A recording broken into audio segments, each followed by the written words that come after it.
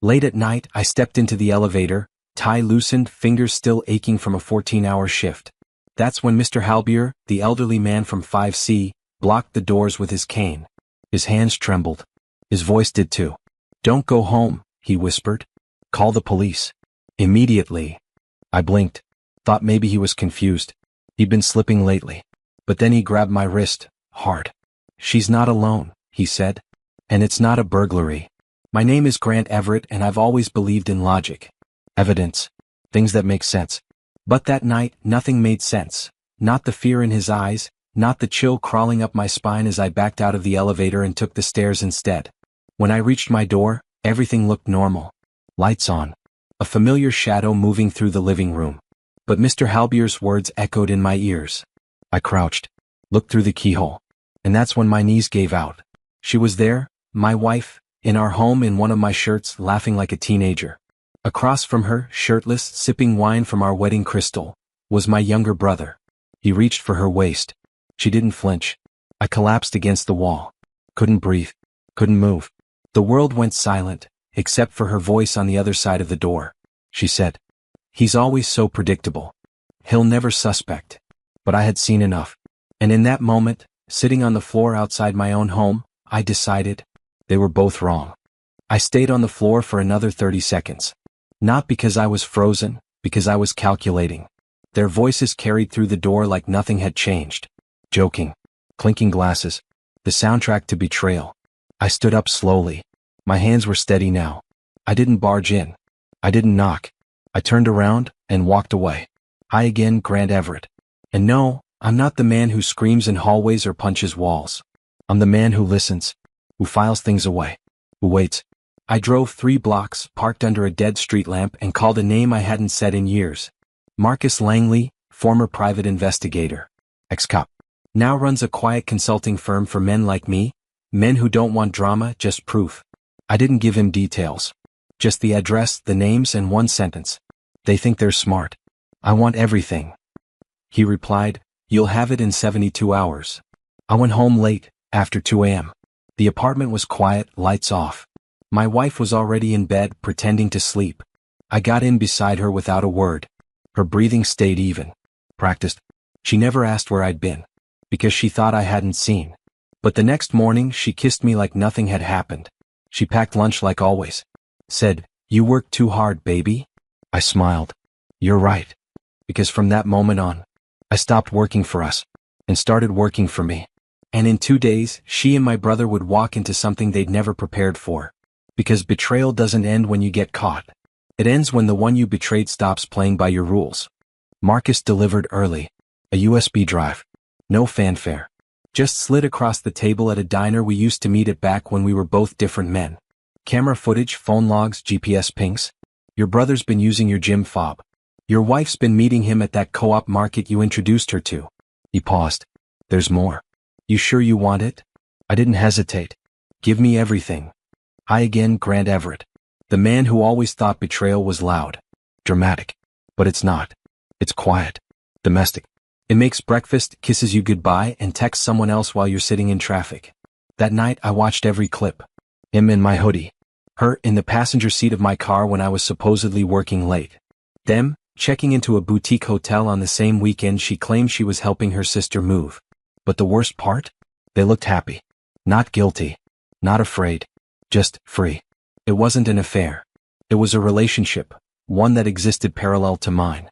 One that had outgrown the shadows and started building roots. I didn't scream. I didn't cry. I called my attorney. We updated the will. Revised the insurance. Drafted property separation clauses, pre-divorce. She didn't even notice the notary arriving later that week. She just signed the refinance forms I told her were urgent. But what she signed was a silent surrender. And in 2 days I'd take her and my brother to dinner, one last time. Because they still believed I was in the dark.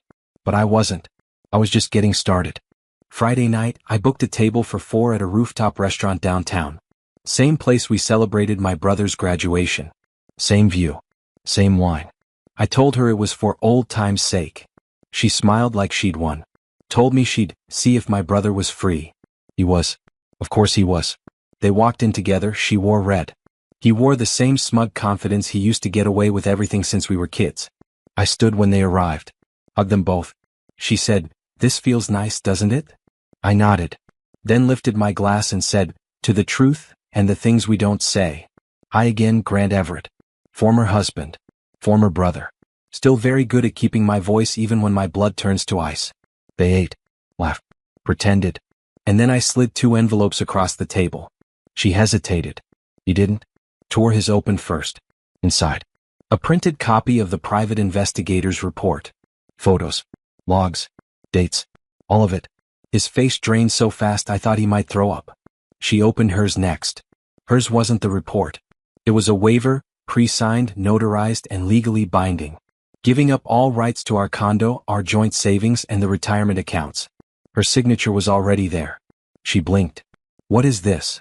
I said nothing. Just tapped the date she signed. 3 days ago. She looked at me like I'd stabbed her. My brother whispered, "You set us up." "No," I said calmly. "You played yourselves. I just recorded it." Then I stood. And walked away. They never saw the 4th chair. The one I reserved, for the reporter from the local paper. She'd been listening the whole time. The reporter's name was Elise. I didn't bribe her, threaten anyone, or promise a scandal. All I said was, "You'll want to hear how trust dies between 2 brothers.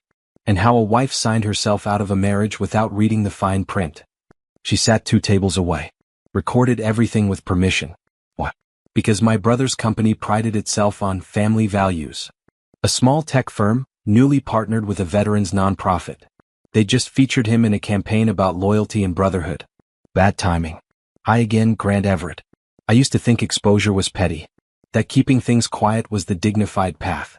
But dignity without consequence is just silence with a tie on. When Elise emailed me the final transcript, I sent it only one place, to my brother's head of PR. No captions. No threats. Just the raw, unedited story. It didn't take long. Within 48 hours, his face was pulled from the homepage. His inbox? Leaked. His partnerships? Paused pending internal review. Meanwhile, she moved out. Quietly. No goodbye. Just a forwarded mail slip and a half-hearted email. "I wish things were different." I didn't reply. Instead, I went back to the rooftop restaurant. Same table. Alone this time. The waitress, same one from that night, handed me the bill for the dinner they never paid for. I tipped her double and left one note on the receipt. I always pay my debts. Eventually, so do they. But it wasn't about revenge anymore. It was about finally owning the silence that used to be weaponized against me. And tomorrow? I'd walk into a courtroom with all the paperwork done, all the assets cleanly separated, and one final surprise they still didn't see coming. Court wasn't dramatic. That's the part no one tells you. No yelling. No slamming fists. Just paperwork, signatures, and eyes that avoid yours like the truth is too heavy to look at. She sat 2 seats away, makeup thinner, voice lower. No lawyer beside her. She couldn't afford one anymore. My brother didn't come. His name wasn't on anything official. But his fingerprints were all over the life she lost. I again, Grant Everett.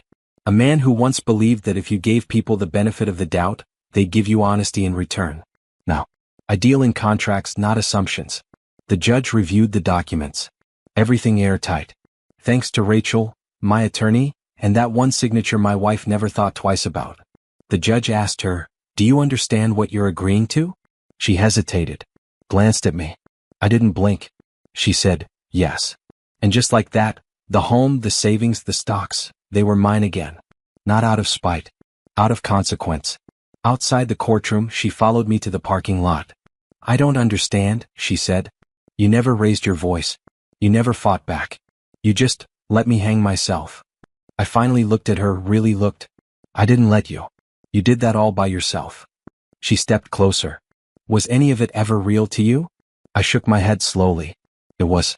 Until I saw what you look like when you think I'm not watching." She cried. But I didn't. Because I wasn't angry anymore. I was done. She turned to leave.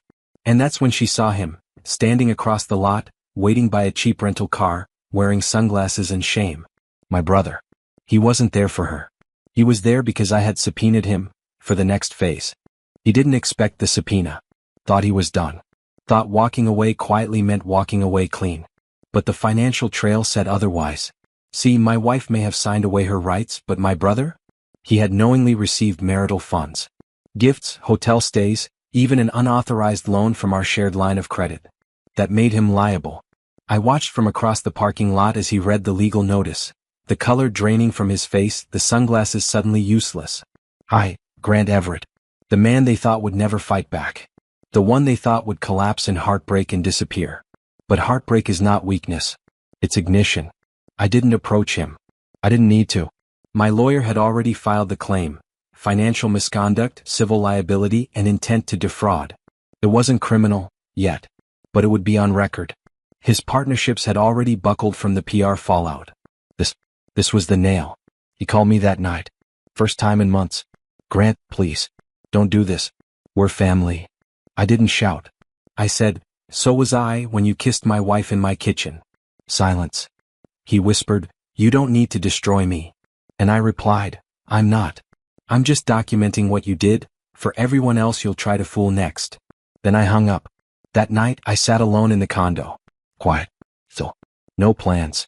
No schemes. Just space. I didn't need revenge. I needed to breathe in a life without lies. But the next morning, I woke up to an email from a name I hadn't seen in over a decade. My brother's ex-fiancée. Subject line, I saw the article. You're not the only one. I met her at a small coffee shop outside the city. She looked older, sure. But her eyes? Still sharp. Still steady. My name's Tessa, she said. We were engaged once years ago. He left in the middle of planning our wedding. She pulled out a slim folder. I didn't come empty-handed. Inside emails, texts, screenshots, bank statements. The same pattern. The same manipulation. The same fake apologies.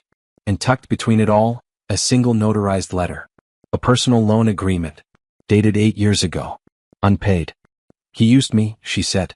Then ghosted me. I was too ashamed to go public. Until I saw your name in that article. Hi, Grant Everett. Not a hero. Not a victim. Just a man who finally stopped making excuses for people who never earned my protection. We talked for an hour. Then I connected her with my attorney. And with her evidence, we filed a joint civil case. Not for revenge, not for drama, but for pattern recognition.